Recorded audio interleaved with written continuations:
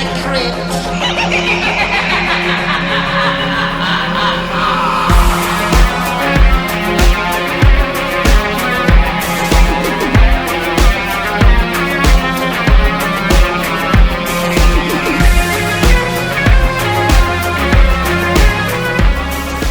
Hello, boys and ghouls. Welcome to episode 60 of Dads from the Crypt, the Tales from the Crypt podcast. My name is Jason, and today I'm joined by Mondo. Hello. Hello. Jody's out sick. We hope he feels better soon. But tonight we're joined by our good friend Joe, host of the podcast Small Town Failing. Oh, hey guys. I'm better than Jody. Let's just be honest. I kid. No, I feel bad. I'm sorry that we're not getting to join together. But thank you guys for having me. Oh, thank you for coming on. Tell us about your podcast. Sure. So Small Town Failing podcast. It is a bi-weekly, but in between, I don't even know how to explain this. I put out short little sort of like on the next episodes, but every episode I review a Hallmark or Lifetime movie with a different guest. And Hallmark being sort of the, your typical cheesy romance type fun thing, although I do generally enjoy these movies. And then Lifetime can be anything like in between. I do a lot of like the stabby stuff that you get. It's been a little over a year now, and it's going well. So now that you've inundated yourself in that world and like making it like a passion more than it was before, have you like found any deeper meaning, or like has your relationship changed with those movies? It's funny because when I first thought of this idea, I was like, you know what, there's probably not many of these out there. And I did 2 seconds of research, meaning I Googled Hallmark podcast and found like one put out by Hallmark, and I'm like, all right, perfect, I'm gonna be the only one. And then now I've kind of gotten ingrained into like this community, and it's amazing because I think these, especially like the Hallmark, like Christmas time and all those, have, this stereotypical, they're cheesy and they follow like the same format, and they do. But especially in like the last 5 years, when there's been like new management in Hallmark and a lot of things have changed, like they've really expanded like a lot of the themes. Because if you watch like ones from like 10 years ago, it's, white couple in the middle of nowhere, they kiss at the end and that's it. And now like they've got a lot of movies with leads with what's the like different queer themes, and a lot of like same-sex relationships, and like they're really kind of pushing the boundaries, which is why I think you've seen Candace Cameron and a lot of other more like whatever you want to call it leaving. But I think their movie, the quality have gotten a lot better, and the the topics that they're discussing have gotten a lot more interesting. So I suggest if you haven't, I mean, we're not far from the holidays, so if you haven't partaken in a Hallmark movie in a while, give it another go this holiday season. I was listening to your latest podcast, and it sent me down this Facebook rabbit hole of going to Hallmark's Facebook page and reading just like the most asinine comments from white people. It's very like it puts the Little Mermaid comments to shame sometimes. White people are just mad that people that don't look like them can find love, or don't think like them can find love. It's really, I mean, it's interesting because like one of like my favorite episodes was what is it, Every Time a Bell Rings, and I actually got the writer Elise Murray to come on. Listen to that one. She is amazing, and like I got so much insight, and like that kind of sparked my resurgence in really looking a little closer at these movies and not making the, we joke around a lot, and it's definitely a goofy podcast, like by no means think it's serious, but it got me to like think a little more about these. So I totally appreciate her for coming on, and like how supportive everyone has been. Yeah, it's really cool when you get into like something kind of niche like we are as well, and people who like worked on this stuff like 30 years ago. Like I just saw someone's phone number list on IMDb today because I have a pro account. And I called him, and it was his wife. He's like, "Oh yeah, sure, send me an email, we'll figure something out." I'm like, "Okay, cool." That's amazing. Yeah, I mean, I've been super impressed at how friendly and excited, a lot of the writers and folks involved with these movies have been. And I think especially because I think a lot of people know me from Bloody Good Horror, which I, left a little over a year ago. So a lot of like the folks that I've recorded with have been people that I've known from there. So it's, kind of these quote unquote horror nerds coming on that have never watched a lot of these movies and like discovering them for the first time and listening to them kind of have insights and even like kind of find stuff that they like has been like super interesting, at least for me. Well, let me ask you this.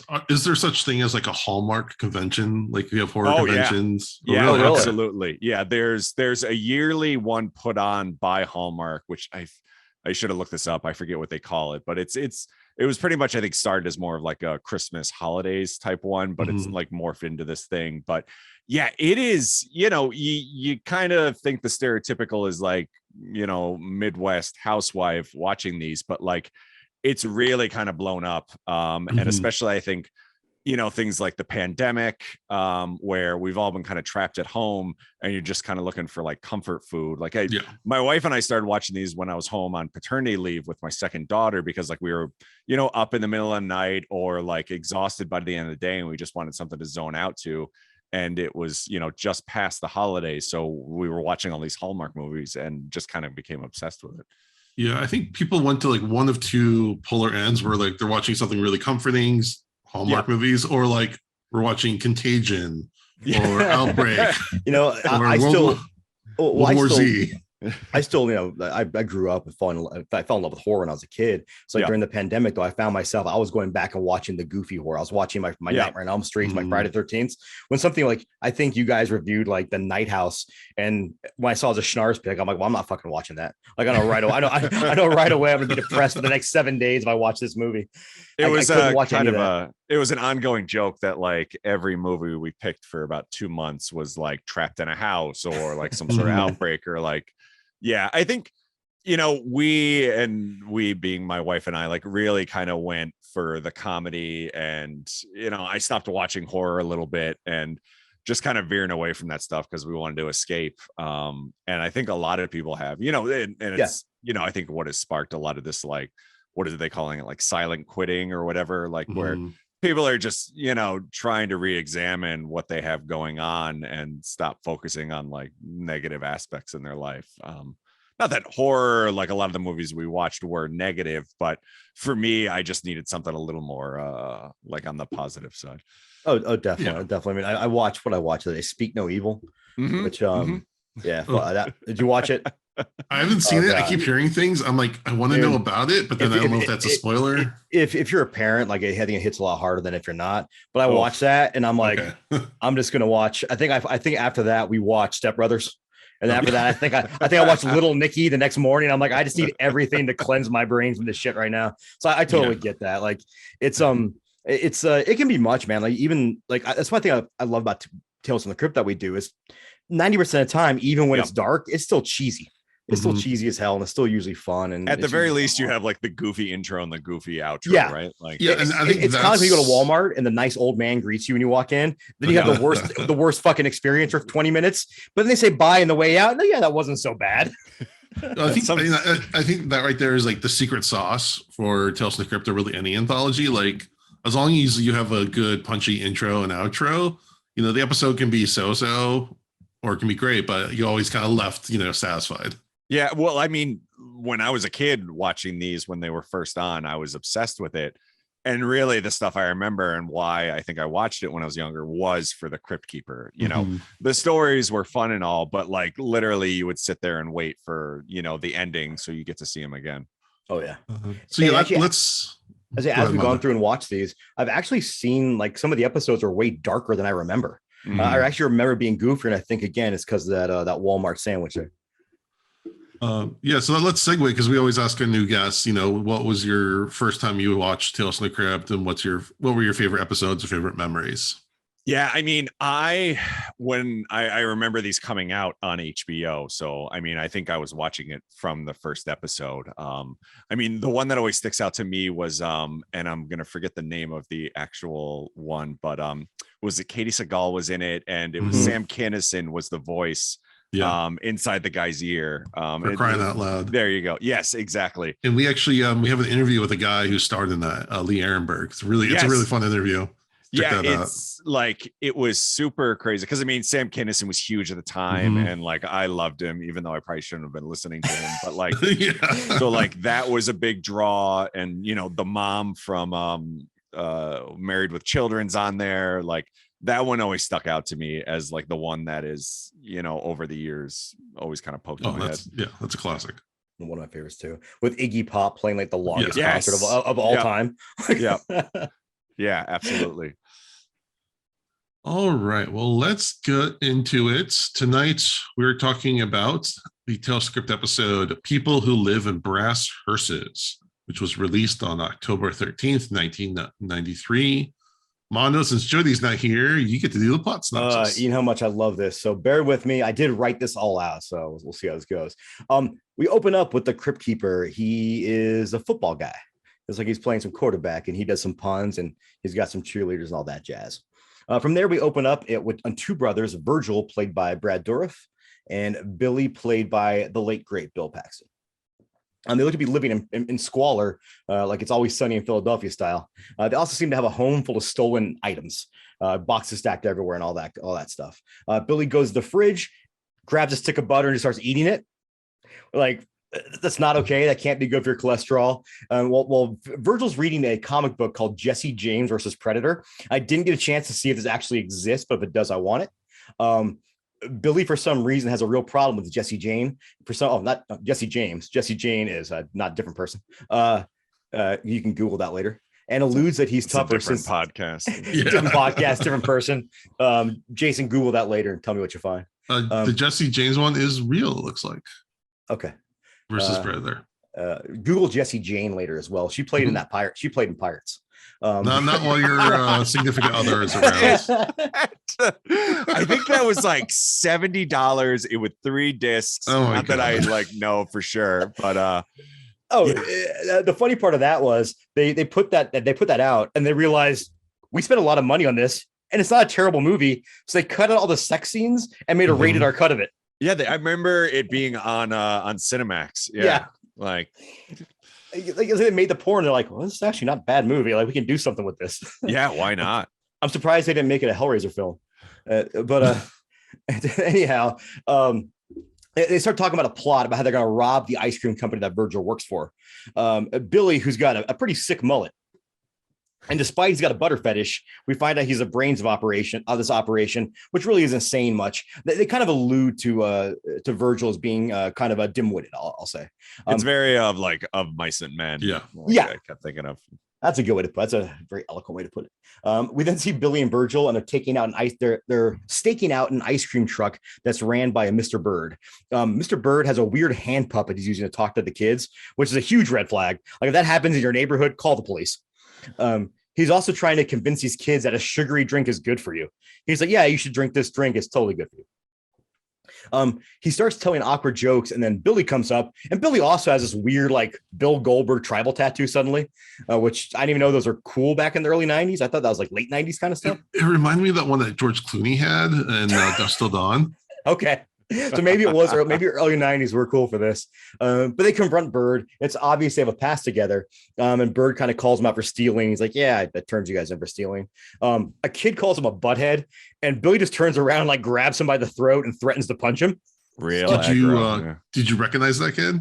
I did not. Please enlighten me. I immediately recognized him. He's the kid from Hook. Okay. Oh, wow. The chubby black kid from Hook. I was like, oh my God. But we'll say, Billy's just trying to teach him a lesson about respecting your elders, And then gives him a stick of butter. Yeah, he buys some ice cream, and then he walks away and he hands the kid a stick of butter and said, "This is good for you," or something like that. And then he goes back. And first of all, he asks for all these butter ice creams too, which is weird because I don't remember this butter fetish ever coming back to play. They don't ever explain like what the deal is with the butter. Yeah, he's asking for all these different weird flavors of butter ice cream and settles on butterscotch. So we go. And Virgil and his friend Cooter are at work. Like, okay. And they're getting yelled at by their superior, who makes fun of Virgil for wearing short pants in a freezer, which is, she should have, because you're in a fucking freezer. Why are you wearing shorts? That's just dumb. She then talks about Mr. Bird as if he's the greatest thing since mint and chocolate chip ice cream. She's like, this Mr. Bird is the best and he's coming to see us. And then Billy walks in, sneaks up on them, and then just punches Cooter right in the face for no reason whatsoever. Go figure. The manager starts talking to Mr. Bird, and let's just say she definitely wants to try one of his popsicles. She invites him to the vendor awards, and with the promise of her wearing her lavender pantsuit, which he's not into, and really who would be into a lavender pantsuit. She offers him dinner and says, you can come over and have my green bean and potato chip casserole, further making Mr. Bird want to vomit because who the fuck wants to eat that? But being a gentleman and a sane person, he just says, no, thanks. I'm not into your pantsuit or your potato chip casserole. In the shadows, Billy and Virgil are talking about robbing Mr. Bird, but Virgil's upset about Cooter, and he talks about who would win in a fight between RoboCop, Darth Vader, and the Munsters. Like, yeah, I was like, which monsters? Like the TV show, the Universal Monsters, Monster Squad, Sherry Moon Zombie. Like, yeah. Do you guys have an opinion of who would win that fight? Like, I'm just Team Vader, but so Virgil's like, all right, my buddy Cooter. Virgil's like, I think it'd be Darth Vader, but then Cooter, he did some serious research on this, and they never go into what research he did. Yeah. And I'm really bummed I don't know, because I want to know what his rationale was on who would win. He did his research.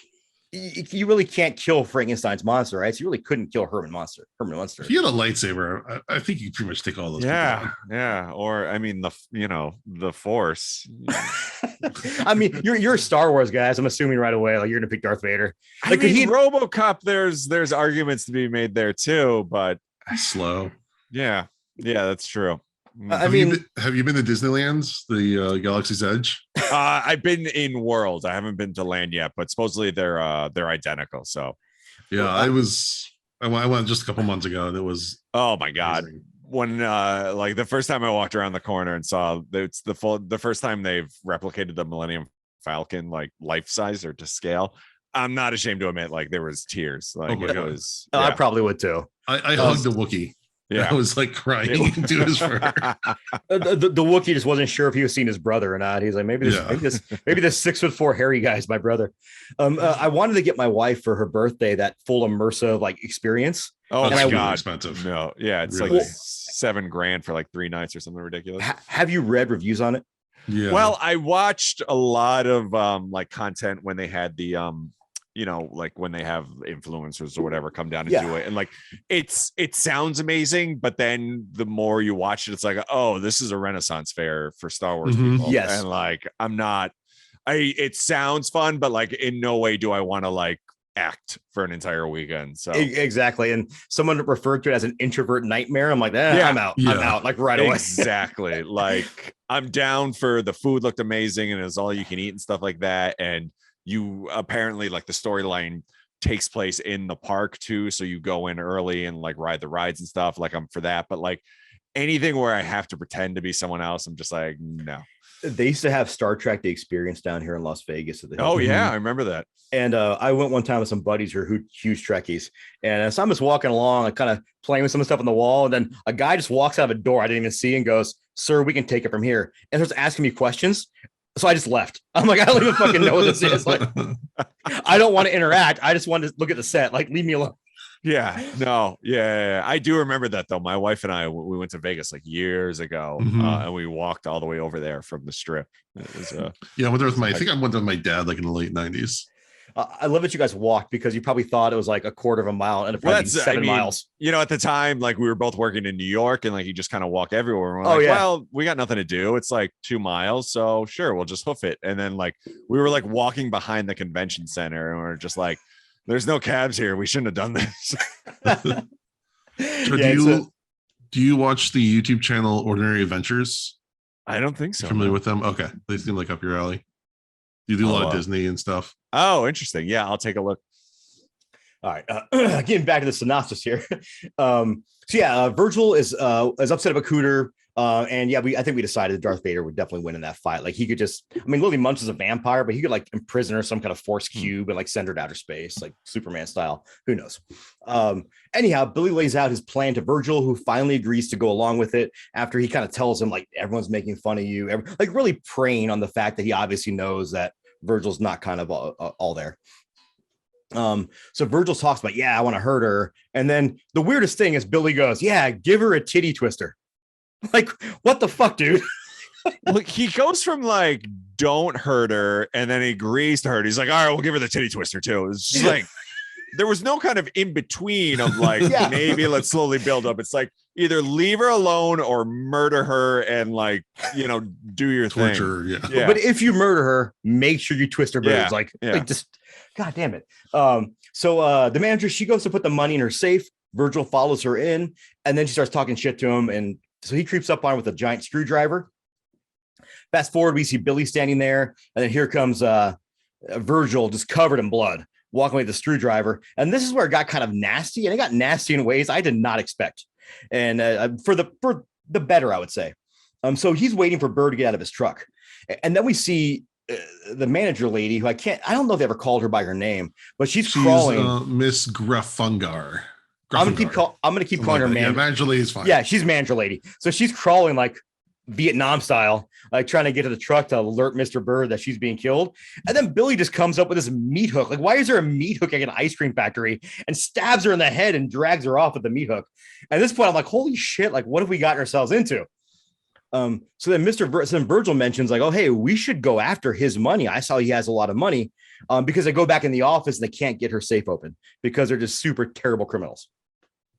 So next we see Mr. Bird's house, which for all the money he makes, it's a pretty shitty house.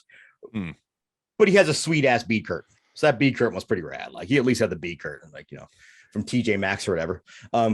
So the brothers burst into the house. They threaten him for his money. And Virgil's like, I'm not giving you his money. And then Virgil just fucking shoots him right in the head and blows his head off in a crazy graphic scene that reminded me of Maniac. That's the first thing I think of as his head goes flying. So they then try to go through, and they're ransacking his house, trying to find the money. I always hate when they ransack someone's house. Like, the first place they look is at the silverware drawer. Like, that's the most obvious place he'd keep his money, right? Let's look in the kitchen. Let's not look in the living room under the couch cushions. Let's look in the fucking pantry with his crock pot. If there's a cookie jar, it's always in the cookie jar. Yes. There's always money in the banana stand. No, that's where you put your Coke. In the banana stand? No, in the cookie jar. Oh, okay, yeah. We'll talk about this later, Jason. But anyhow, because I imagine you guys have good Coke. Do you guys have good Coke in Los Angeles? Oh, the best. All right, cool. Just make sure. So he of course finds the money in a freezer in ice cream boxes. So he comes out, and Billy is yelling for Virgil, and next thing you know, we see Mr. Bird come out, and Mr. Bird is I started to take that back. You see fucking Billy's leg just get blown off by a shotgun blast. And then you see Mr. Bird come out holding the shotgun. And it's kind of like, what happened? And he mentions, well, you killed my brother. And he turns around, and holy shit, the brother is a conjoined twin, just flapping off his back at this point. Mac on the back of him, yeah. Right. And then he shows Billy, who's dead, or sorry, Virgil, who's dead and being hung by the beads. And they talk back and forth. And then you see he hits Billy with the butt of his gun. And then we fast forward, and now for some reason, his ice cream truck has gotten a lot shittier since his brother was killed. So his brother probably did all the cleanup work and whatnot. And he's selling ice cream. We see the little kid come back up again, and he goes, hey, your ice cream sucks, which is a really mean thing to say to your elder. So then Bird says, one line you should never say to a child. He says, blow me. Like, can we not say that? Weird. That was a real weird insult for like, if you want to tell your friend that when they beat you at a video game, whatever, it's fine. But please don't say that to a child ever. That's how you get on lists. So then he goes, oh yeah, and you smell too. And then Bird says, you hear that, Earl? The kid says we suck and we smell. And then the camera backs out, and you see just this great shot of this decayed, gross body hanging off the back, which is Earl, obviously, hanging off the back of Bird. And then the ice cream truck is in like disarray. And then it pans out to this great, like, creepy circus music with the dilapidated truck. I love that last shot there. And that's kind of the end of the episode. We phase back to the Crypt Keeper, who's still doing his puns and playing football. And he has the best line when he mentions ice cream as Ben and Scary's. Yeah. All I know is, why have Ben and Jerry not capitalized on this? And during Halloween, made like a pumpkin flavor and called it Ben and Scary's. Yeah. I think that's genius marketing, and I'm going to go patent that shit tomorrow, or trademark it tomorrow. But we fade out, and that's our episode. They've had to have done something like that. I refuse to believe that. Like no one's been in a boardroom and dude, come up with that. If it's not trademarked, hey, there's always tomorrow. I mean, we can in a year we'll be talking back about this episode as we're millionaires on the Cayman Islands. You know? Yeah, totally. All right, thank you, Mondo. Joe, you're our guest. You can start us off. What did you think of this episode? Yeah, this is the first time I've watched Tales from the Crypt in years. So I was kind of looking at it in more of like a nostalgia lens, and oddly enough, I didn't realize my wife loved this show apparently, and like had seen every episode and remembered this one. This one I did not. I'm sure I saw it, but I did not remember it at all. And I don't know. It could be just the years that have gone by, but it was a little rough for me. Bill Paxton is definitely kind of doing the same shtick that he did in was it Near Dark? Near Dark, yeah. And edgy Bill Paxton. I think, his just over the top, like that scene where you mentioned where he like turns and snaps at the kid. It was like, what the fuck? Like, which I get was his character, but it was very jarring. And I kept thinking about the butter thing too. Like, we never kind of got resolution to what the deal was with butter. So I was a little annoyed towards the end, but I don't know. Brad Dourif I thought was really good. He did the character well enough.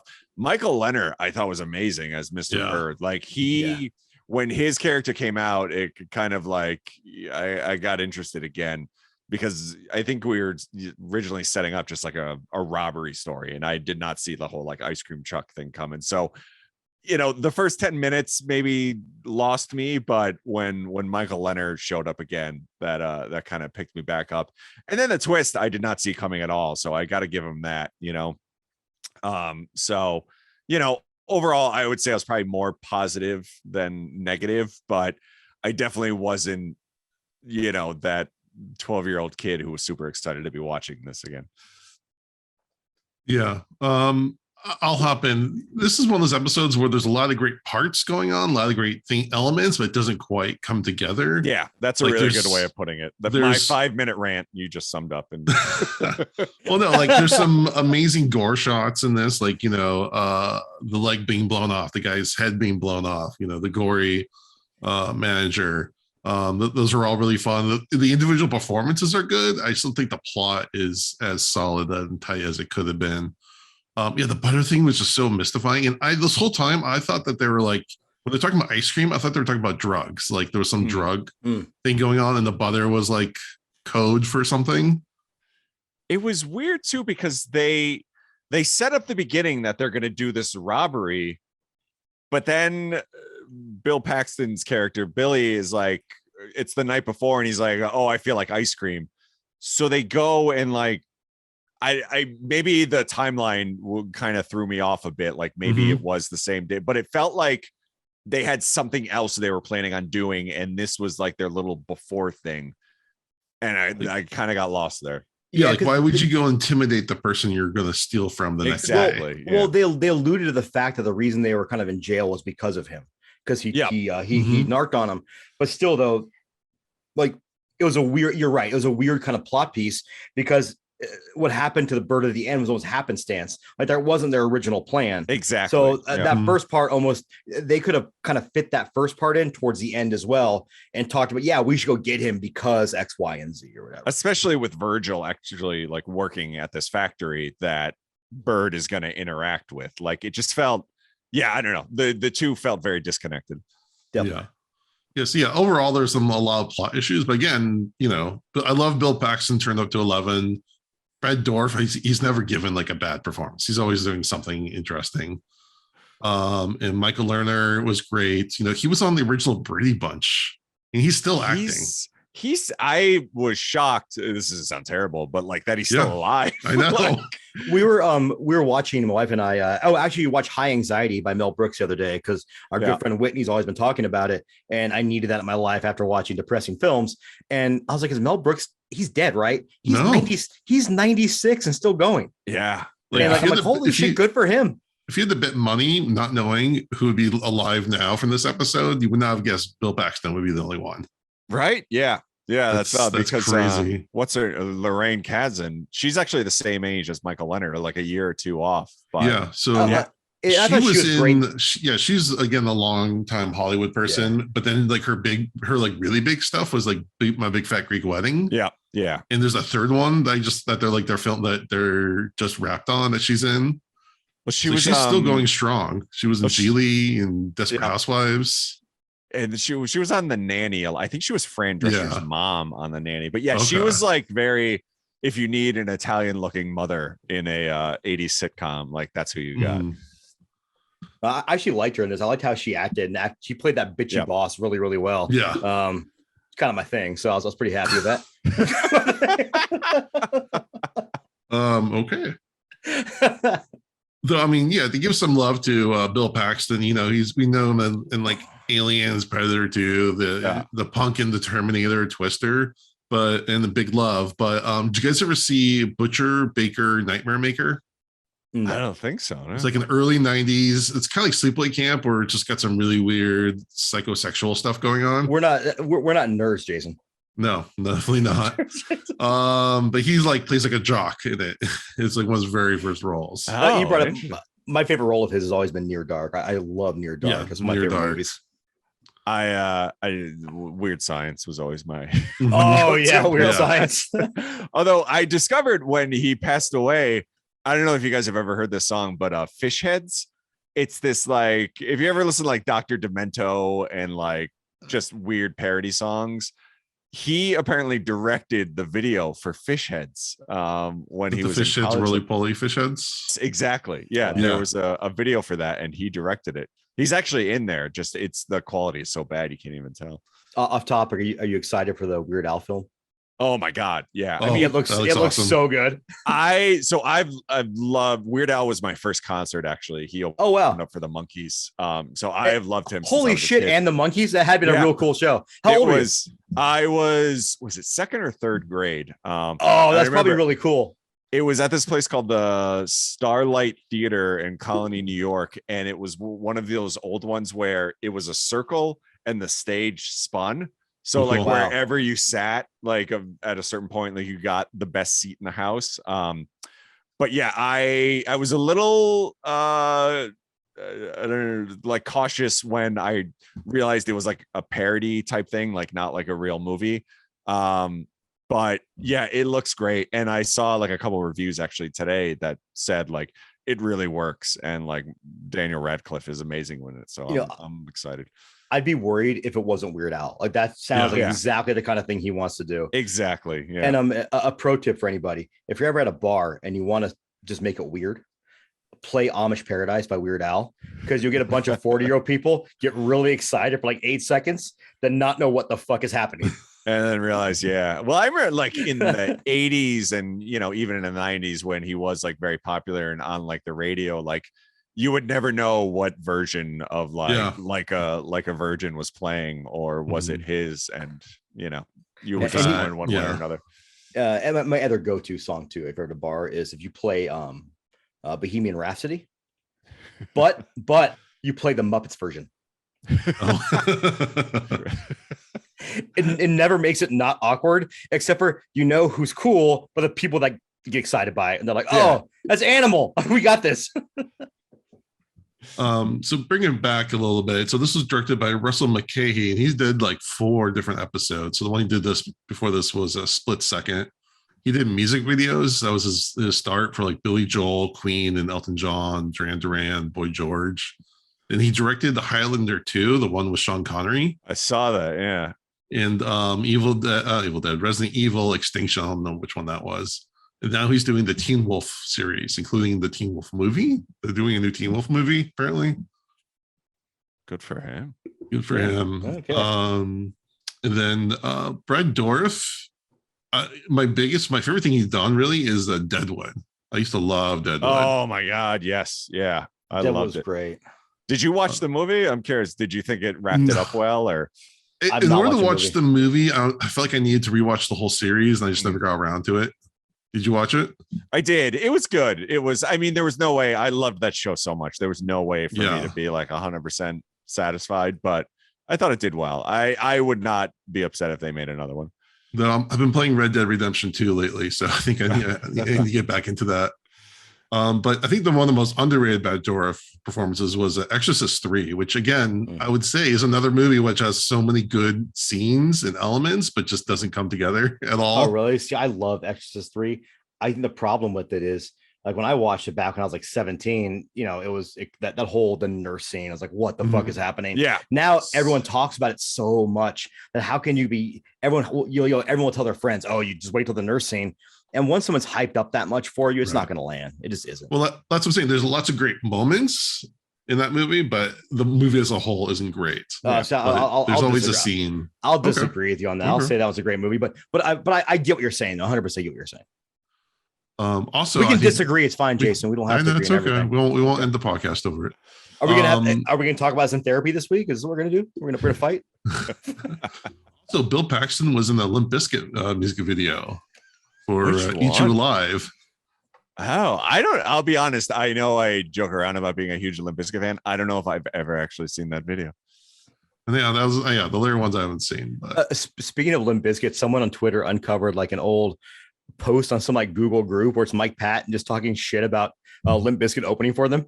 Oh God, I'm sure. Yeah. And Mike Patton's a kind of a douche, let's be honest, but he's very pompous, especially like back then. I saw something similar where he's talking about Wolf Mother, and it's like, at the time it's like, yeah, fuck them, but then you look back, it's like, who gives a shit? Like, if that's what you like, let someone like it. Like, why talk down to someone's music? And then another interesting tidbit is the woman who plays the manager. She was apparently in Playboy. Oh, in 1970. Oh, do you have the month? All right. Not in front of me. Okay. If you can Google that, Google that. You can get Google back that your own. It's on her IMDb, so it's fair game. Oh, that's true. All right, I'm looking into this right now. Our wives are gonna wonder why there's a credit card charge for $87 on eBay for a Playboy. For Playboy in some movie called Pirates. I mean, first of all, you're paying $87 for DVD at this point. Like, the internet exists. Oh wow, Lorraine. All right. Joe, do you need a few minutes? if you can just maybe drop that link in chat for research purposes, we can just Google. Just use Google. It's a good thing you don't record in your bathroom anymore. I'm just gonna say that. Can you elaborate, Jason? Why is that? That's a deep cut. Yeah, no. I'm just gonna let that lie. Alrighty. Let's do the comic comparison. Oh, dude, so you never even asked me my thoughts on it. Oh, shit. Cool. Sorry. Go ahead. Mondo. Jesus fucking Christ, Jason. This is the end. I feel it. It was good. I liked it. All right. No, I think you guys all make good points. I think I liked it a little bit more than you do because you guys did, because that shotgun scene, like, I'll remember that for a while now. Yeah. Yeah. Because that kind of effect stuff, that does it for me. I mean, I love that kind of stuff. But you guys all made valid points. I 100% agree. Like, that whole butter thing really pissed me off because it's like, you can't just fucking sit there and eat a stick of butter like a goddamn piece of beef jerky and then not have questions, right? And not tell people why this person did that. So that did take it down a little bit for me. Although now that we've been complaining about it for like the last 20 minutes, I am kind of fascinated. Like, did they just do that just to fuck with you? And I kind of love it if they did. So, you know what it is? It's the Jordan. Have you seen Nope? No, nope. I have not yet. I'm not going to spoil it, but there's like one element that never gets explained in that movie that is really random. Interesting. I think Jordan Peele just put in there. How mad would the Hallmark Facebook crowd be if Jordan Peele directed an episode of a Hallmark movie? Oh my god! I mean, I think Get Out. Does that count? That was not a Hallmark movie. Come on. It's a template. Okay. You can go. Tommy. You can go. I feel good now. Thanks. But also, speaking of the butter, I was like, it just made me think of Marlon Brando in not good ways. I just imagine Marlon Brando on the set of Apocalypse Now, like just fucking chain railing sticks of butter. Yeah, I guess auto railing sounds like a good term for eating sticks of butter in one bite. I don't know. All right, so the comic, it came from Vault of Horror Vault of Horror number 27. So it's about a man named Lionel Bird who's a hermit, and he rides a hearse carriage. So it's like a hearse, but pulled by horses. into town. He comes once a month. He never gets off of his seat, and he just goes in front of the store, and the store owner brings supplies, and he stands on the money. So he's like a known guy, but he's kind of known as the hermit. Never like leaves his cart. But it flashes back like a year before that to say, well, what do you want to know why he never leaves his buggy? So it flashes back to when he was living somewhere else, and one day these two fugitives named Nick and Red come to his home. They're on the run from the law.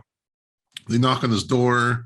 Eventually, just kind of come in, and Lionel's sitting there in front of a curtain. And then they hear bloodhounds, so they're on their trail. The guys take Lionel hostage and tell him to tell the police everything's okay. But he refuses to get up, but he yells through the door because he knows the police captain. Everything's okay, yada, yada, yada. The police leave. And once he's alone, Red very casually, matter of fact, just shoots Lionel. But back then, you could just do that. Like, it was fine. Like, shooting someone's like, yeah, it's just whatever. I shot this person. It's fine. Exactly. What a nightmare that must have been to live through, right? Like, just at any moment. You bump it. You actually bump into someone at the bar, and they can just fucking shoot you. Like, yeah. They shoot you or you get leprosy. It's like one of the two. So then the guys go out back, and then you have a bunch of people who don't want to get leprosy vaccinations. I think it's the government's out to get them. Oh boy. Okay, so the two guys go in the back, dig a grave for Lionel, but when they come back, he's sitting up, he's alive again, and disarms them, and because they're freaking out, it turns out he has a twin, so it's the same twist. So they just kind of switch places. He disarms them, he ties them together, and then buries them alive. Oh. And the last panel is of the two twins, kind of like in the show where you see one, and then there's like a corpse hanging off the other. And it's like, and then the Crypt Keeper comes in with like a clothespin on his nose, and says, that's why he got the hearse, because it would always be, people would assume that's why it smells, because there's a dead body probably inside, or it's had dead bodies in it. And that's that's his twist. That makes sense. Because I was a little confused by the title. It didn't really make sense in this, but I guess I get it now. Did you think that I was expecting Bill Paxton's character to be sewn on Mr. Bird's back at the end as like, all right, you killed my brother, I need someone, because the whole thing is set up that the puppet that Mr. Bird does, his brother's doing the voice, and that's how he's like able to sell it so well. I assumed he's like, all right, well, you killed my brother, I need someone to fill his place. And he was going to sew Bill Paxton onto his back. I'm just thinking of the logistics of trying to sew someone on your back. Like, difficult. Well, and if, again, thinking of like any sort of think of it any like practical sense. If you have a conjoined twin, if one of them dies, that's not good for you. You're gonna, blood loss. You're gonna get infections. Go to the hospital. Like, I'm sure they could have like helped you with this. Yeah. And then. Well, also because of the puppet, it was making me think of the other episode with Don Rickles and Bobcat Goldthwait, where the puppet hand is actually alive. So I was like, is there going to be? Yes. So I was wondering if there's going to be some twist with that. Yeah. Well, we made a good point. Someone broke into your house, killed your conjoined twin, and you killed that person in self-defense. You could totally just call the cops, and they would. Well, actually, I don't know. I don't trust the cops. You could call a couple lawyers and then call the police, and then you probably get off on the criminal suit. What's funny is there's the so there is the puppet, and I thought the puppet was going to kind of tie into this as well. And when they first come to Mr. Bird's house, they're kind of scanning around, and in the distance you see this little thing run by, and my wife caught it. I had no idea what she was talking about. So when we finished, we were round back. Go back and watch. It's actually we watched it because she thought, oh, it's the puppet. I assume that's going to have something. So we watched it again. It's actually Chucky. Chucky runs by, you see his shadow, and you hear him laughing in the background. When is it? It's just at the beginning of the scene where they start showing Mr. Bird's house. Go back and watch it. He scurries by, and you hear his laughing in the background. What's so crazy is I usually read like some articles about the episodes before we do this, is to kind of see actors will thought. No one has ever mentioned that. Well, on the IMDb, it mentions you hear his laugh, and I had read that before. Oh wow, I didn't catch the that episode, and I had forgotten all about it. And then, my wife, we were wound to watch this thing, and I was like, oh, it doesn't just you don't just hear his laugh, you actually see him run by, which wasn't mentioned on there. So I don't know, maybe that's maybe cool. wife, You know what? So this has been a couple of weeks by the time this comes out, but we actually have an interview that just came out with Kevin Yeager and John Kassir. Kevin Yeager being the puppet behind the Crypt Keeper, and John Kassir the voice. They talk about that, and it is confirmed that they did use old Chucky dolls as parts for the Crypt Keeper. Interesting. And Kevin Yeager, his eyes, worked right? on specifically his eyes, but a lot of other like little bit. They just kind of they just take things and just put stuff, mix and match. Yeah. So I'm wondering, because Kevin Yeager also did all of the wraparound episodes or bits. He directed those and put those together. So I'm curious. I'm gonna have to ask Alan and Philip, who can ask Kevin what the story behind that is. That's very interesting. Can you ask him about the butter too? Ask him about the butter. Yeah, I would like to know. That's very important. We must know. The butter must be solved. And how's Bill Paxton like in good shape? Like if all he eats is butter, like you'd think he would not be in that good of shape. Like he would. He just got out of prison. It's keto. He just got out of prison. So maybe like he was off the butter, he got in good shape, and then he's back on the butter. Yeah. That's zero. I really, carbs. really thought that this was going to be like a euphemism for some drug or something. Because they kept talking about, we're dealing on the side. No, they're just talking about ice creams. I don't know what the hell's wrong with me. I'm curious in the original story if like this is some sort of reference to that, or I'd be interested. There's nothing in the comic about butter. It's all weird. Who knows? All right. Well, we'll see if we can find out. But before that, let's do our episode ranking. Joe, you're our guest, so you get to start us off. You can do 0 to 5, 5 being the best, 0 being the worst. You can do half points. Just honestly, whatever. Half points. I would probably go 2.5 then. Like I think maybe even up to 3. This once we kind of get into the ice cream thing, I think it takes off a little bit, but it is a little all over the place. All right. Mondo. I'm gonna give it a 3.5. Because I really like the effects. The effects kind of do it for me.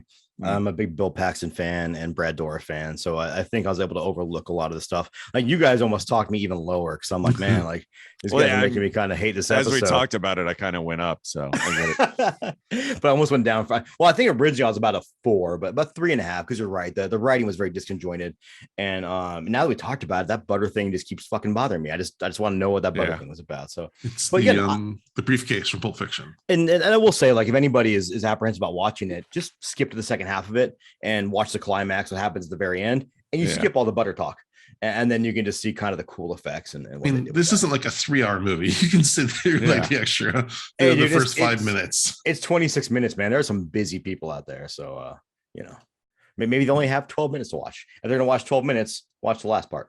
You're never too busy for Crypt.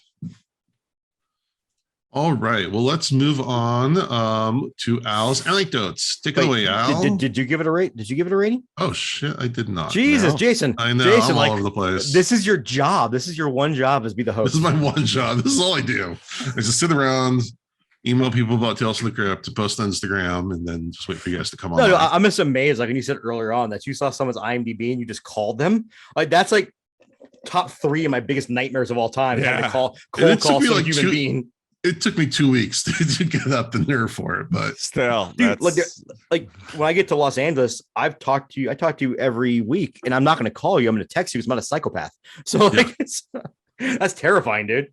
I know it is. That's why I usually email, but that's all they had. So I'm like, you know what? It's coming down to the wire. If we're going to do this, we're going to do this. All right. I'm going 3.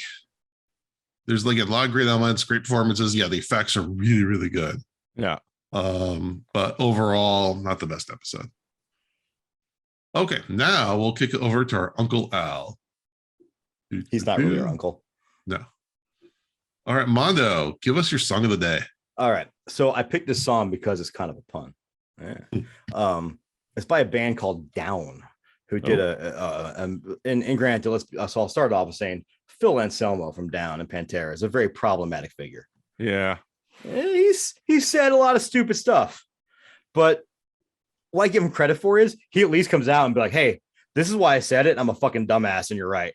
And he's sober again, so man, hopefully it gets better. But I will still stand by the fact that Downs Nola from 1995 is one of the best records ever written. Oh, it's amazing. I remember I bought that album. I had no idea what it was, but I was in Strawberries, the CD store in Clifton Park, New York.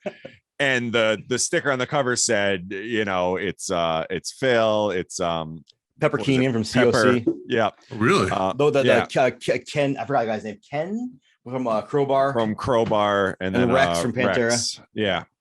So they're, you know, it's like a super group type thing. And we're like, oh, well, yeah, me and my buddy. So I just bought it without knowing. And yeah, that album is amazing. And still holds up. Yeah. What's sorry, I don't mean to completely derail us. What's your stance on the Pantera quote unquote reunion? I'm down for it. I'll tell you why.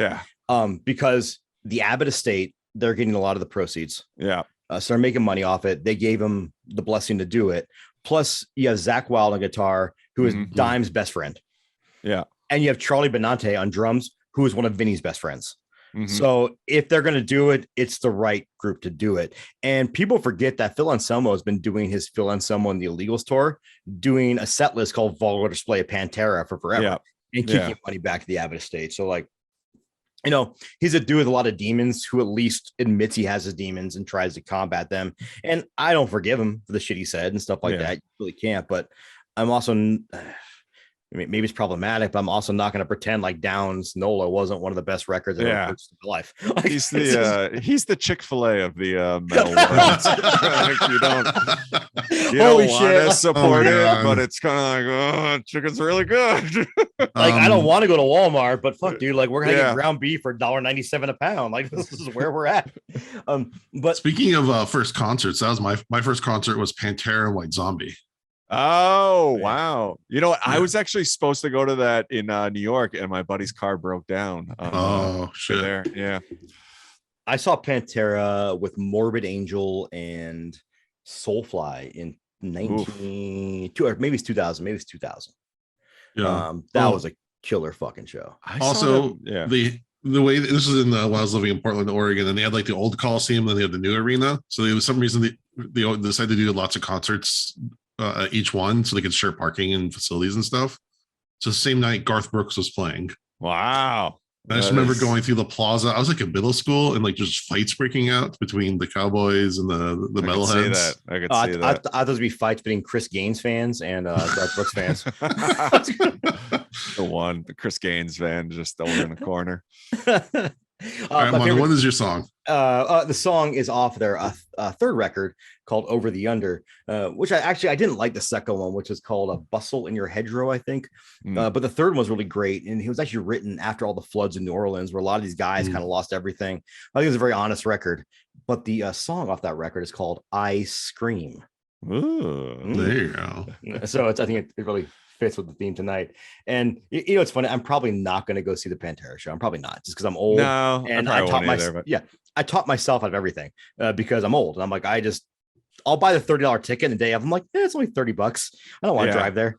But like, if my kid wanted to go, what you're gonna have is you're gonna probably have a lot of adults whose kids discovered Pantera and want to go see it, and that's fucking cool. Like, if that's your gateway. But what I am gonna go see is this episode will have already come out, or this, I don't know. But on next Friday, I'll be seeing the Cavalera brothers from Sepultura.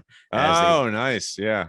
Dude, they're doing that tour where all they're playing is Arise and Beneath the Remains. Right? And Beneath the Remains, which are my two favorite records by Sepultura. So I'm so fucking excited to go see that. That's funny. Yeah, it's interesting because like that was, I mean, it was big, obviously, but like you would think if they're gonna do something, they'll do like Roots. But they did that. They did that 2 years ago. Oh, did they really? I completely missed that. Oh no, shit. Me too. And I totally would have gone to that. Like, I don't know how I missed that, but it's and it's funny because all the drama around Sepultura back in the day was over this is my shit, so I can talk about this for days. Yeah. But Max's wife was his tour manager. After her son died, his stepson died. She obviously neglected her duties for a little bit, so the band voted to fire her. I didn't realize that's like what the breakup was over. Oh yeah, and even Max's brother Igor was like agreed to fire her, and eventually Max and Igor made up. And even now, I just recently Max did an interview, and he goes, "If I was smarter back then, because back then I just wanted to get away from everything. If I was smarter, I'd say, fuck all of you. I'm Sepultura. Get the fuck out. He goes, that's what I could have done, but I gave him the trademark and everything and all that. And that's why they can't use Sepultura anymore. But that's funny. I didn't realize. Yeah. Also, but Max now looks like a Brazilian Jack White. Like literally him and Jack White could be brothers nowadays. So and Bewitcher is opening. Is my favorite new band. So I'm super into this. But I probably won't see Pantera live. I saw them when they were the full band a couple times. Yeah. I saw them a bunch of times. I actually saw them with Typo Negative twice. Ooh, nice. There are 2 bands you'll never see again. But can you explain why? Yeah. Let's bring this down a notch. Typo is one of those funny bands because all metalheads just hated Typo Negative because it was Pete Steele being this, but come on, dude, like Pete Steele is so tongue in cheek. They were all about like the ladies, like that's what he was going for. Well, he was, but he got the joke. He was in on the joke. Like that's for sure. You see some bands that are terrible and they don't get the joke, but Peter Steele got the joke. He was in on it. Absolutely. Like, there's a song where he just yells "Sacre Blue" out of nowhere. Like, come on, like he's not taking himself seriously. All right, thank you, Mondo. Again, since Charlie's not here, I will do the trivia. So this episode, again, another thing that we didn't talk about is the cinematography was actually really well done. There's some really cool shots in this episode, and it was done by Rick Boda, who did, depending on what your source is, 21 or 23 episodes of Tales from the Crypt. So he was kind of their go-to guy for a lot of episodes. Because some directors brought like their person to come in and do the cinematography. I'm assuming other directors, they didn't really have anyone on hand, or that person wasn't available for the week to shoot. So he was kind of their go-to guy. But what I also thought was interesting is looking at his information. He did 3 Hellraiser movies. He directed 3 of them in a row. So he did Hellseeker, Hellraiser Deader, and Hellraiser Hellworld, which, those are the direct to video ones that were oftentimes they just had the regular script. They just kind of threw in Pinhead to keep the rights going. But, for a director to do 3 in a series is, pretty special. I think our friend Dr. Natalie convinced me to rewatch either Inferno or Deader. And it was like a million times better than I remember. If you just look at it as an episode of Law and Order that happens to have Pinhead in there. Yeah. But Hellraiser, the new Hellraiser is actually about to come out. Actually, I can't even keep track of when this episode's coming up, but it'll come out very soon after this. But October 6th, and it looks fantastic. Have you seen the trailer, Joe? I haven't actually. I've been trying to avoid it. Okay. But I have seen like the pictures of the new Cenobites, and I'm here's what I'll say. Yeah. I'm an anti-trailer kind of guy because the trailers just give out too much shit. Yeah, that's this what one, I'm trying to avoid. But this one does not do that. It gives off enough to make you excited, but not enough to where you're like, oh, well, I've seen the climax already. All right. Yeah, all right. Like a good trailer should give off a vibe and not much plot. And I feel like that's kind of what this one does. And the one thing I do love about this, and I just love how many people are mad about who plays Pinhead. It's like, fucking come on. Like it's fucking 2020. Get over yourself. Like no one gives a shit what you think. What Jim in the trailer park thinks about who plays fucking Pinhead. Didn't Clive Barker say that like it is a female character, like in the original stories? Or? Well, in the book, it has feminine features, but it's totally genderless. Okay. It's a otherworldly demon, spawn. It's like not supposed to be like specifically gendered. It's so crazy. Clive hates the term Pinhead. He hates it. And in the comics, in the books, it's Hell Priest. It's the Hell Priest. Yeah. And even in the first movie, it's funny because Doug Bradley wasn't expected to have such a big role, but it was because of the prosthetics they used on the female Cenobite. She couldn't talk to the prosthetics. So they gave all of her lines to Doug. So Doug had double the lines. That's what made him the iconic character. Huh. Well, here's your trivia for the episode. Well, I say it as a guy who's got Pinhead tattooed on his chest. Yeah. So, and I actually hung out and got shit-faced with Doug Bradley, who loves Bass Ale. Super standoffish at first. After 3 Bass Ales, fucking, we were laughing and joking. He's the nicest guy. He just wasn't sure if I was a creepy fan that was going to kill him or a nice guy. Once he figured I was a nice guy, we're good. Or, maybe both. Yeah. Well, he did some movies after that, so it's fine. Yeah. Okay. So now for our dad advice, Mondo, you for the record, I bought this pumpkin spice latte beer by Left Hand Brewing Company. Oh, it's disgusting. It's fucking disgusting. Oh, it's a shame. That's not where I saw that going. I don't know. Like it just doesn't taste enough like a pumpkin spice latte or enough like a beer. It's like it's just too far from both, and I'm not feeling it. All right, Mondo, you put a call for questions on Instagram. Dude, we got like 16 questions, so we're not going to do 16 questions here. No, we'll split some up. But we're going to do some. And some I'm going to skip intentionally because we always get questions like, what's your favorite episode, Tales from the Crypt? I love those, but we'll talk about that when we're done reviewing the whole series. Well, we can do like so far or of a specific season of last season. We have 13 questions. We can hold off on that one. Okay, fine. It's fine. Fine, Mondo. So I'm gonna some. You know what they say. You can have a podcast partner, or you can be right, but you can't be both. I'm gonna kick you right in the shins when I'm right. And you're like 6'4". That's what someone said to me about. That's what someone said to me about marriage. You can be married, or you can be right. You can't be both sometimes. I think you can be both. You can be both. So we're just gonna go for some random ones here.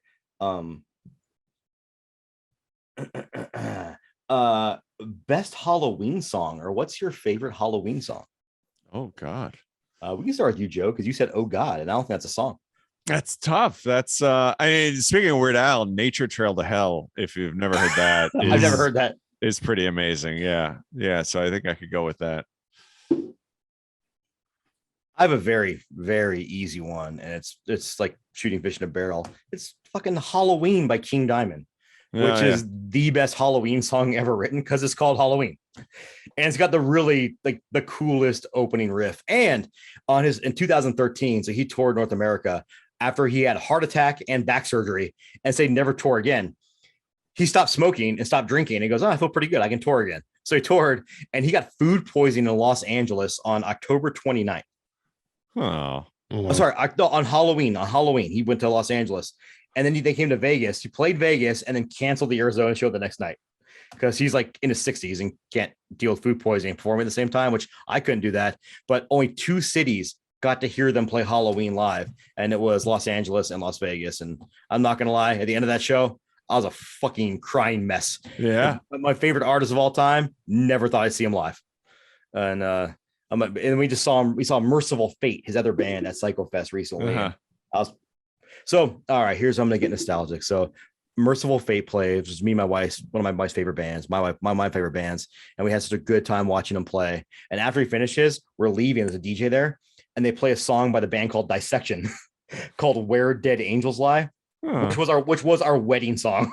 It's fucking weird as that sounds as we're walking out. I've ever heard. And it was like the most like perfectly unexpectedly romantic thing.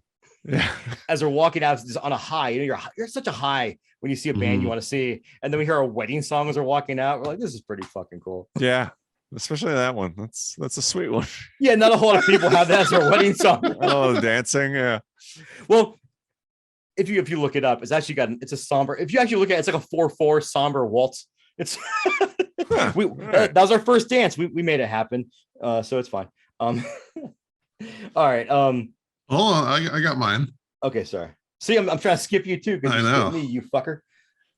To me, it's all about the Monster Mash. It's just not Halloween without Monster Mash playing in the background.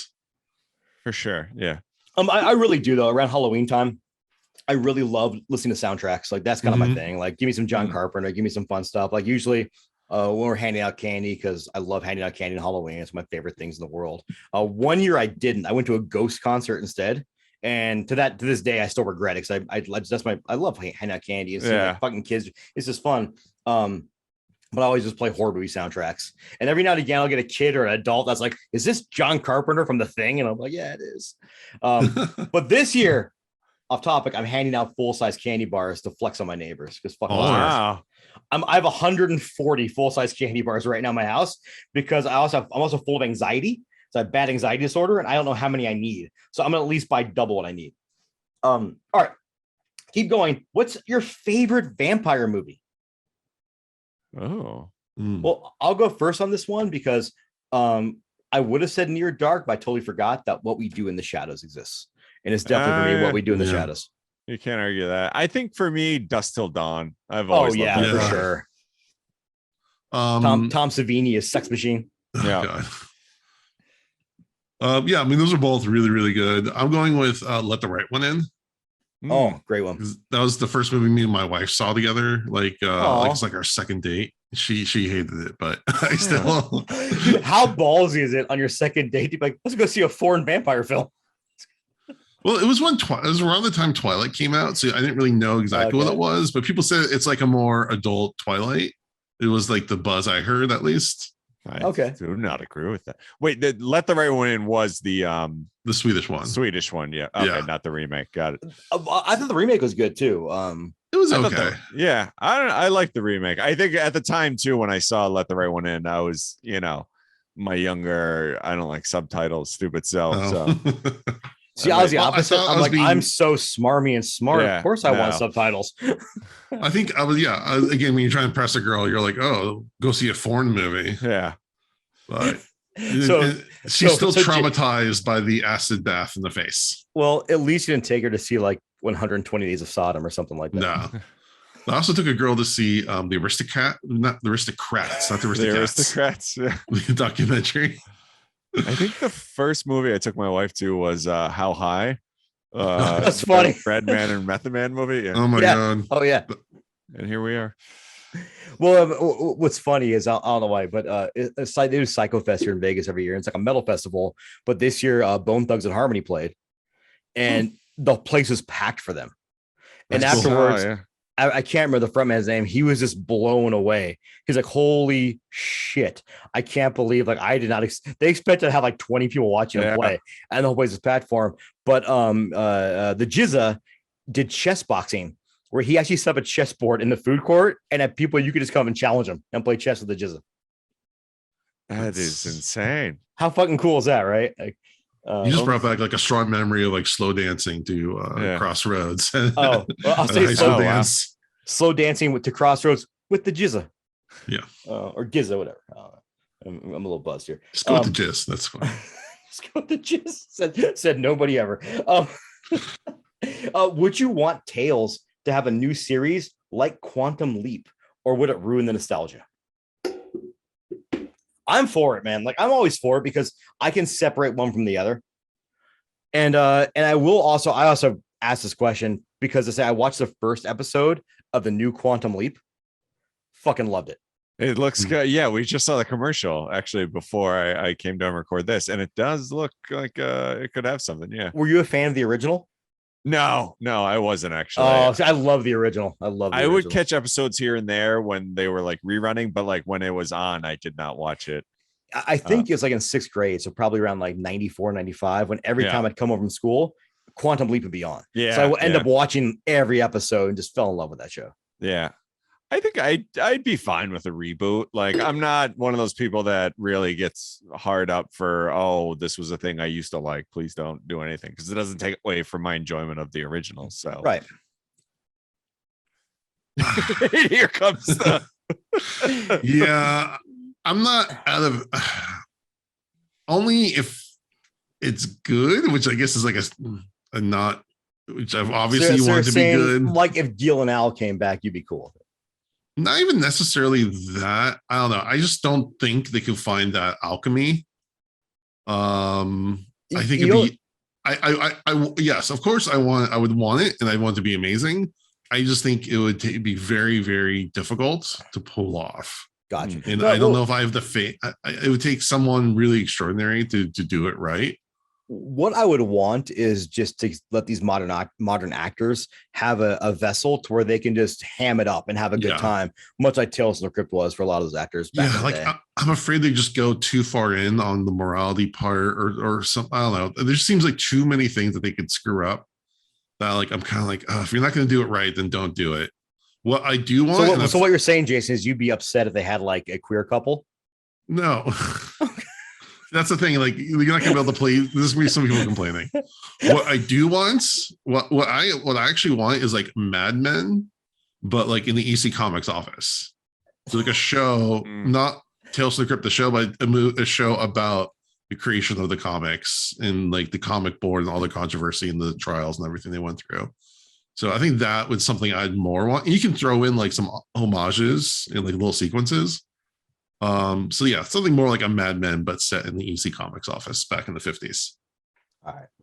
We're gonna do one more question because it's a lot of questions, and to anybody listening, well, granted, what's funny is this is coming out in 2 weeks from when we're recording today, so we'll figure it out. It doesn't matter. If you could write a script for a new Tales series, what would be your basic, or Tales movie? What would be your basic idea? That's kind of a difficult question, but I feel like Jason has thought about this before. I mean, there's the idea I just gave. Okay, that's a good point. I need another one now. I know, jeez, guys. Yeah, I'll be honest. I couldn't think of one. That's not like how my brain works. But which I have not listened to the episodes, I'll admit. But which do you prefer, Bordello of Blood or Demon Knight? So I don't know. I don't so know if anyone... Bordello of Blood is like, so you're a Mets fan, right? Yes, yeah. Because you have a Mets hat on as a long shot. But if we had to equate them with baseball teams, Demon Knight is the Mets, and Bordello Blood, it's not even the Phillies, it's the Phillies fans. Like it's the farm team. There's something insanely charming about Bordello of Blood, though. I do like it. Holds a special place in my heart, and yeah. If you watch it and you just assume that Dennis Miller in it is like a truther who doesn't believe it is a QAnon truther, it makes it much better. It's valid, yeah. Go. Oh, sorry, go ahead. No, I was just gonna say, I don't know if anyone could objectively say it's a better movie, that Bordello is better. But people, if it hits you at the right time, you see it, at the right age, or you're just in the right mood, and that's what you like more power to you. But I don't think anyone could say on the technical level. I could see it being more fun in a group setting. Like I think Demon Knight is a great movie. Like I've gone back and watched it a lot, but Bordello of Blood is definitely more goofy, and like if I was like super high and wanted to throw on something stupid, like I would go for that. Like all right, so here's where I'll argue that point, because when I had to rewatch it for our podcast, I was super high and kind of drunk watching Bordello of Blood, and I fucking hated it. All right, really? All right. I think if I was really high, I would rather watch Bordello. Just for the goofiness. I was just getting mad at Dennis Miller. I'm like, this guy sucks so bad. Why is he on my screen? Like, all I could think about the whole time watching it is I'm thinking, like, they should have fucking cast Bruce Campbell. This movie fucking amazing that Bruce Campbell's in this movie. Bruce Campbell in any movie, really. Just speaking of which, Bruce Campbell is in a Hallmark movie that Joe. Oh yeah, what was that? I forget Mark and I did it. I forget the name of the movie. Yeah, listen, I can't remember the name either. But if you're a fan, if anyone's listening that hasn't checked out a lot of our back catalog, we have a ton of really good Demon Knight content. We did obviously we did the review, and then we have interviews with William Sadler. We have interviews with the screenwriters, and we have an interview with the director Ernest Dickerson. And I got them, and Todd Masters. Oh, and Todd Masters, yes, who did the writers and like all these people. Yeah, I know. Holy shit! And so, who from Bordello of Blood have you went on? Not Dennis Miller. Well, we did. I mean, a lot of people know we did we worked with the writer and the directors to do like a little mini podcast about that. Mm-hmm. And we didn't really get around to doing many of the actors and actresses, but actually the person I called today is Phil. I can't never say his name right. Phil Fercondo, who played Brother Vincent. Oh, wow. All right. From Bordello Blood. So I'm setting up an interview with him because he's actually in an episode that we would have done last week, but we're actually recording tomorrow night. Al Katz and Gil Adler have a whole podcast about the woes of making Bordello of Blood. Oh, interesting. It's on our podcast feed. It's on their podcast feed too, which is what, Jason? The How Not to Make a Movie podcast. Yes. And they're actually, and we announced it last week, but they're actually kicking off season 2 right now. So they're going to all their friends and producers that they worked with and doing other movies that were not great times to work on. Yeah, it's actually a fantastic podcast, and it's their passion shines through on it. And it's great to hear those guys talk about a movie that they're like, oh yeah, we made this movie, but holy shit. Like, well, they made, especially for Al, they made a movie that almost ruined his life. Like it brings tears like to my eye, like when he gets really passionate about it, and like how he kind of bounced back from it all. Like it ends on a high note. And like just by working on this with them, like I've had lunch with Al, we text all the time. So it's just amazing that, I've gotten friends from this, from that endeavor, and just meeting the people that worked on the things that you saw, as a kid, and just these movies are just kind of out there, but there's people behind these movies that are making these and pouring their passion and everything into it. Yeah. Jason is kind of a big deal nowadays. Like he hangs out with all these Hollywood types. Like, just because we got mentioned on Entertainment Weekly. We did. I saw that. That's insane. We did after like the worst episode we ever did came out, because we're so fucking shit faced. Like, oh great, this is what people are gonna listen to and never want to hear us again. So it's fine. Hey, all publicity is good publicity. Okay. No, not really, but all right. Do we have any parting dad advice? Joe, you're a dad to two wonderful children. Do you have any parenting advice? How old are your children now? Yeah, my one daughter is 11 and my other is 3. So we've got like a pretty big gap. I really love on social media when you post like you just hanging out with your older daughter, and like it's always Joe with a beer and her with like an apple with a juice cup or something like that, or a juice box. Mm-hmm. Yeah. Any advice? Do it earlier. Don't wait. Like, I'm 43 and that's not that old, but it is weird. Okay. Like when my wife first got pregnant, we were excited, and then I started to think about how we're a little older, and then I started to think about by the time my daughter is old enough to drink, I'm going to be in my 60s, and like that kind of scared me. That puts some mortality into you. So we did the opposite, and we decided 19, like we're just not gonna fucking be careful. And we had a baby. I had a baby at 19, and at 19, having a baby is fucking terrifying. Oh yeah, I mean, that's the flip side. There's no time where it's ever like convenient. Oh, you know what I would say is good advice, because we've kind of learned this with the second, is do not give a shit if your kid is being an asshole somewhere, because every kid is an asshole. Yeah. And you know what? Like, people will give you dirty looks and, whatever, and act like you're a dick because your kid is freaking out. It's just going to happen, and you just have to accept it. And well, I'll give some advice to people who don't have kids. If you're on an airplane or in public and a kid is being an asshole, like Joe just said, dude, it's a kid. You were a kid too. You were a baby too. Exactly. Fucking don't be that asshole. Just let it go, because those parents are already going through all the anxiety of like, oh my God, my kid's being an asshole in public. It's not like I want my kid to be doing this. Dude, like I fly all the time for work, and I think I was going to Miami, and I had my Bose noise canceling headphones on, slept through the whole flight, and I got, don't get up on your fucking airplane until it's your turn to fucking leave. Don't stand up unless you're like 6'4" and your knees hurt. I get you. You get a pass, but don't stand in the aisle. But anyhow, we're going to leave, me and the row behind me. And the lady goes, oh, by the way, I'm so sorry. My daughter was loud all flight. I was like, she's a baby. That's what babies do. And I started laughing. I was like, are you upset? I'm like, no, I'm not upset. Like, that's just what babies do. And yeah, I was smart and have noise canceling headphones. Didn't even know. But it's just like, they're babies. They're just in a fucking like metal box, and they don't know what in a metal box. Yeah. Don't make parents feel worse, because they already feel bad, and they're trying to like they don't want you around them to be upset. They're doing their best. Like fucking the fucking audacity of non-breeders to so my daughter is actually in the process of moving out. Oh, going to get her own place. And like I'm not gonna lie, it's gonna be nice. I can just walk around with my balls hanging out at 3 a.m. Oh, it's be great when I can go downstairs and get some. You're pictured it, Jason. It's cool. I get you.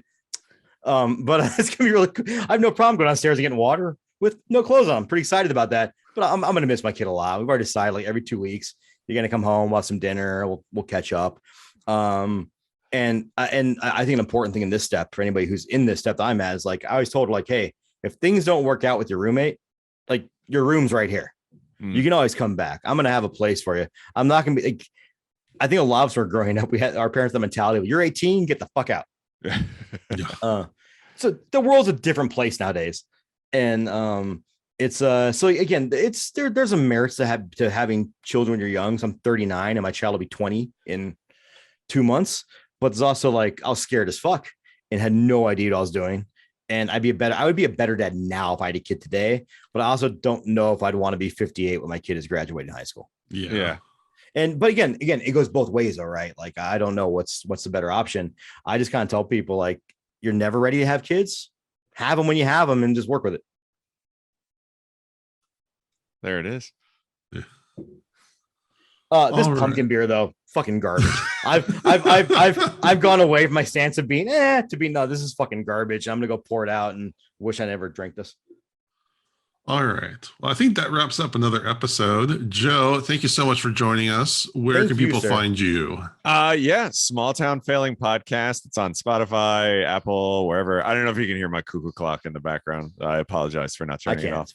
It's fine. We're on Twitter at Small and Failing, Instagram Small and Failing, Facebook, just search for Small Town Failing Podcast. And thank you for having me. This has been a blast. And seriously, it's not horror, but it's a delightful podcast. Yeah. And it makes me there are times when like I listen to my office all the time when I'm working and I'm just giggling because you guys are pretty great. Appreciate it. I had another question for you about your podcast. Yeah. So obviously when you're making a podcast, you're thinking up a name and everything. Mm-hmm. Did you have some good alternate names before that one? I don't think I did actually. So the name is a play on like most of the Hallmark movies where it's like some like big city lawyer goes to a small town to fix like a failing business or something like that. But no, it kind of came to me pretty quickly. So I don't think unless I just don't remember them, but I never really had any other options. Have you ever just been sitting alone in your office and be like, your wife makes you mad? You're like, fuck it, I'm going to Montana to open a blueberry farm. Exactly. Just got to get back to my roots. Yeah. Cool. All right. Well, next week we will be reviewing Two for the Show. We appreciate everyone for listening. We really appreciate it if you would give us a rating or review on iTunes or rating on Spotify. Check out our Patreon. And also, don't forget to check out our YouTube where we're posting videos of these episodes. And with that, we thank you for listening to Dads from the Crypt. Adios. To everyone but the mayor of Knox County, Tennessee, Glenn Jacobs. Fuck you, Glenn Jacobs. Ooh. I'm trying to start a feud with former WWE wrestler Kane. Because he's a mayor of Knox County, Tennessee, and he's a super piece of shit. Follow Dads from the Crypt on Facebook, Twitter, and Instagram, or I will follow you to the grave. No, seriously, you really should watch. But be careful what you ask for. You may get it.